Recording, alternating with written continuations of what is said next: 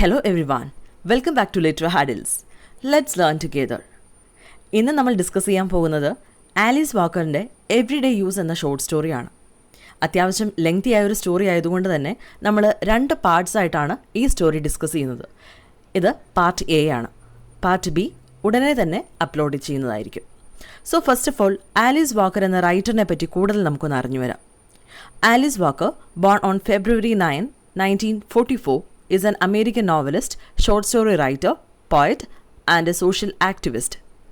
In 1982, she published the novel The Color Purple, for which she won the National Book Award for Handcover Fiction and the Pulitzer Prize for Fiction.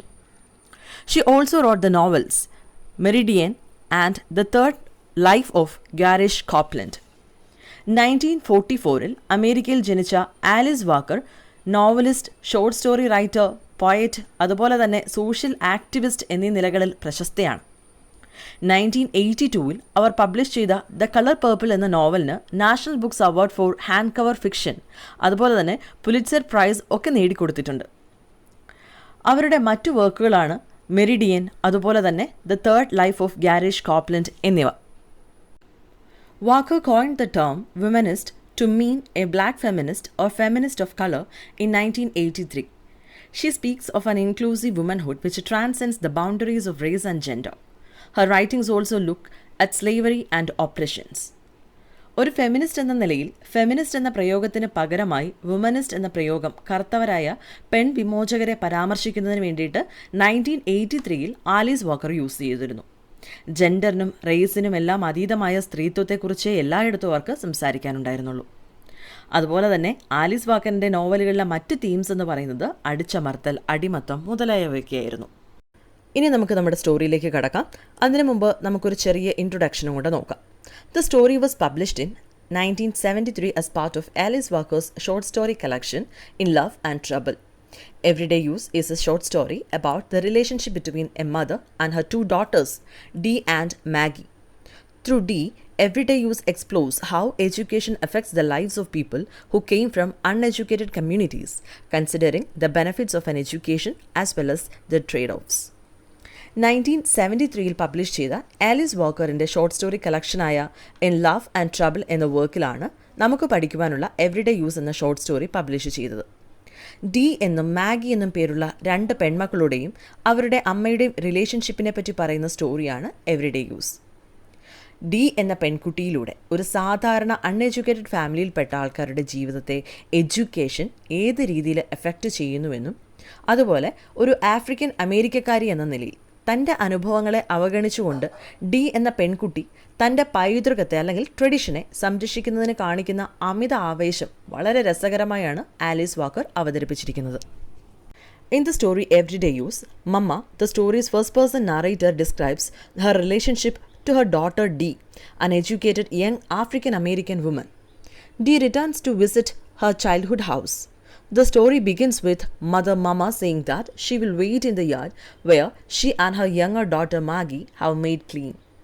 The yard is not just a yard, but the extension of their living room lined with a fine sand as well. ഈ സ്റ്റോറിയിൽ വ്യത്യസ്ത സ്വഭാവമുള്ള 3 ലേഡീസിനെ നമുക്ക് കാണാം. മമ്മ, Maggi, D എന്നാണ് അവരുടെ പേരുകൾ. ഈ story മമ്മയുടെ കാഴ്ചപ്പാടിലൂടെയാണ് അവതരിപ്പിച്ചിരിക്കുന്നത്. ഇതിൽ മമ്മ ഒരു സാധാരണ അൺഎഡ്യൂക്കേറ്റഡ് ആഫ്രിക്കൻ ലേഡിയാണ്.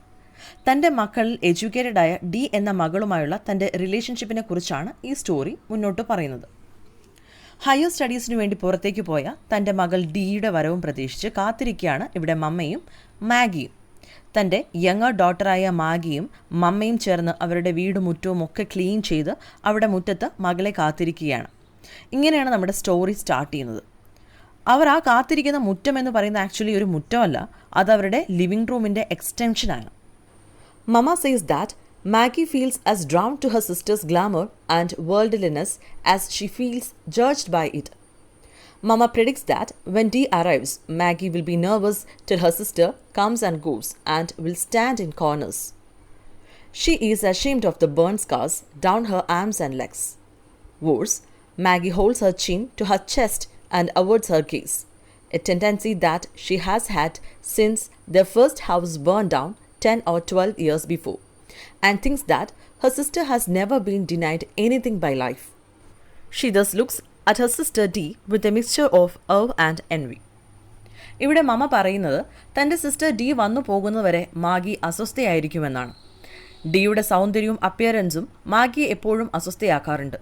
ഡി വന്നിട്ട് തിരികെ പോകുന്നതുവരെ പേടിയോടെ ഏതെങ്കിലും കോർണേഴ്സിൽ മാത്രമേ മാഗിയെ കാണാറുള്ളൂ എന്നും മമ ഓർക്കുകയാണ്. മാഗിയെ ഇത്ര അസ്വസ്ഥയാക്കാനുള്ള കാര്യം മറ്റൊന്നുമല്ല, അത് അവളുടെ അപകർഷതാബോധമാണ്. കാരണം അവളുടെ കൈകളിലും കാലുകളിലും ശരീരത്തിലുമെല്ലാം പൊള്ളലേറ്റ് പാടുകളുണ്ട്. സോ അവൾ എപ്പോഴും തല കുനിച്ചു പിടിച്ച് മാത്രമേ മറ്റുള്ളവരുടെ മുമ്പിൽ നിൽക്കാറുള്ളൂ. 12 വർഷങ്ങൾക്ക് മുമ്പ് അവരുടെ ആദ്യ വീട് കത്തിയെരിഞ്ഞ് ചാമ്പലായപ്പോഴാണ് മാഗിക്ക് ഈ പൊള്ളലേറ്റത്. തൻ്റെ സഹോദരിയെ എന്നും മാഗി വളരെ അസൂയയോടും കുശുമ്പോടും കൂടി മാത്രമാണ് നോക്കിക്കണ്ടിട്ടുള്ളത്. ഡിക്ക് ലൈഫിൽ അവൾ ആഗ്രഹിച്ചതൊക്കെ കിട്ടിയിട്ടുണ്ട് എന്നും ജീവിതം അവൾക്കൊന്നും നിഷേധിച്ചിട്ടില്ല എന്നും അവൾ അസൂയയോടെ ചിന്തിക്കാറുണ്ട്. ഇനി പറയാൻ പോകുന്നത് മമ്മയുടെ ഏറെ നാളത്തെ ഒരു സ്വപ്നമായ TV ഷോയെക്കുറിച്ചാണ്. Mama talks about TV shows where the child who has become successful is confronted as a surprise by their parents walking from backstage. The parents and child embrace on the stage, sometimes as a smile at each other and telling them how he or she made it with their help.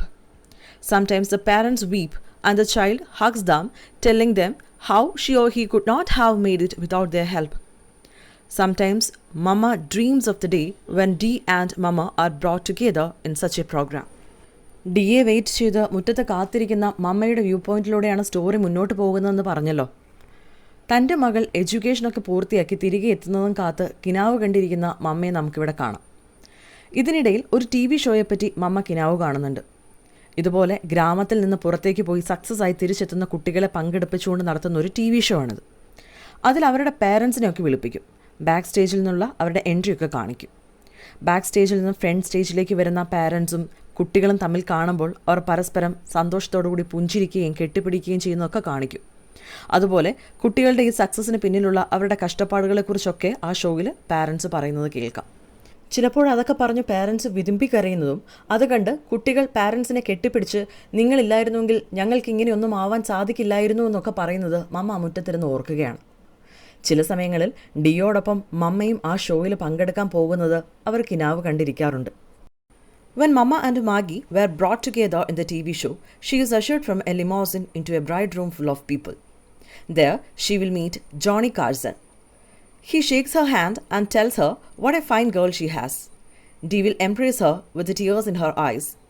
She pins on her dress a large orchid, even though Dee has said she thinks they are tacky flowers. Her dream was thus be reunited with Dee.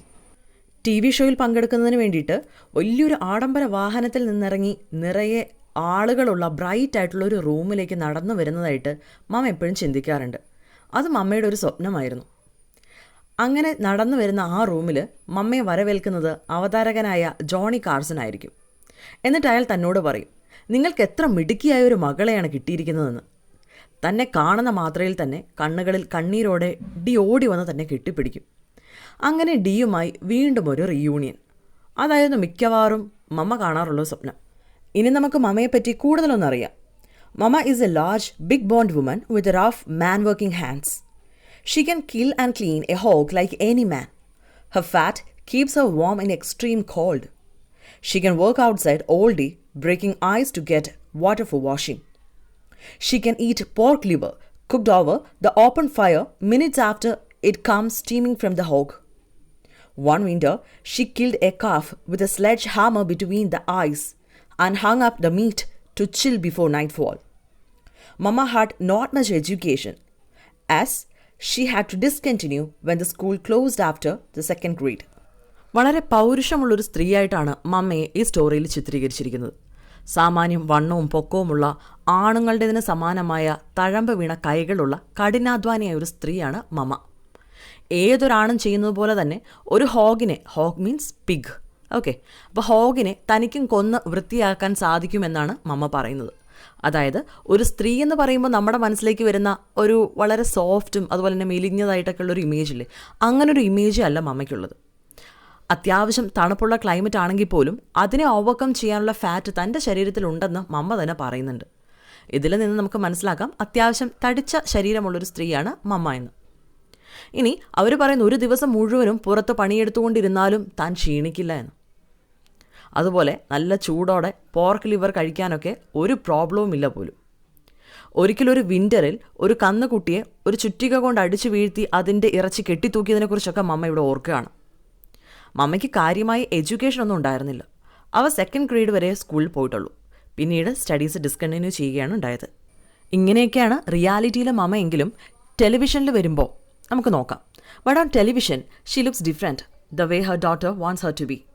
100 pounds less weight, her skin softer, her hair shining in bright light, and Carson trying hard to keep up with her quick and witty tongue. റിയാലിറ്റിയിൽ മമ്മ എങ്ങനെയുള്ളൊരു സ്ത്രീയാണെന്ന് നമ്മൾ കണ്ടു കഴിഞ്ഞു അല്ലേ? അപ്പോൾ താൻ ഇങ്ങനെയൊക്കെ ആയിരിക്കുന്നതിനാൽ ഒരു TV ഷോയിലും തന്നെ അപ്രീഷിയേറ്റ് ചെയ്യില്ല എന്ന് മമ്മയ്ക്ക് നല്ലപോലെ അറിയാം. TV ഷോയിൽ പോയാൽ ഇങ്ങനെ ഒരു അപ്പിയറൻസ് ആയിരിക്കില്ല തൻ്റെ മകൾ ഡി പോലും ആഗ്രഹിക്കുന്നത്. അതും മമ്മയ്ക്ക് അറിയാവുന്ന കാര്യമാണ്. സോ ഷോയിലേക്ക് വരുമ്പോൾ താൻ കുറച്ചുകൂടി മെലിഞ്ഞിരുന്നെങ്കിലോ, കുറച്ചുകൂടെ സോഫ്റ്റ് സ്കിൻ ആയിരുന്നെങ്കിലോ, ഇത്തിരിയൂടെ തനിക്ക് നിറമുണ്ടായിരുന്നുവെങ്കിൽ, കുറച്ചുകൂടെ ഷൈനി ഹെയർ ആയിരുന്നു തനിക്കുണ്ടായിരുന്നെങ്കിൽ, ഇങ്ങനെയൊക്കെ മമ്മ ആഗ്രഹിക്കുകയാണ്. താൻ ഒരുപാട് സംസാരിക്കുന്ന ആളാണ്. ഷോയിൽ ചെന്നാൽ അവതാരകൻ തൻ്റെ നാക്കിന് മുമ്പിൽ പിടിച്ചു നിൽക്കാൻ വളരെ പ്രയാസപ്പെടും എന്നൊക്കെ മമ്മ ഓർക്കുകയാണ്. അടുത്തതായിട്ട് അവരുടെ ഫാമിലിക്കുണ്ടായ ഒരു ട്രാജഡിയെ പറ്റിയാണ് പറയുന്നത്. The tragedy that സ്ട്രക്ക് the family. The tragedy that സ്ട്രക്ക് the family was A great fire. The fire that struck them burned their 3-room house to the ground about 10 or 12 years ago. It also caused injury to Maggie, whose arms and legs got burned by fire and left burn mark all over her limbs.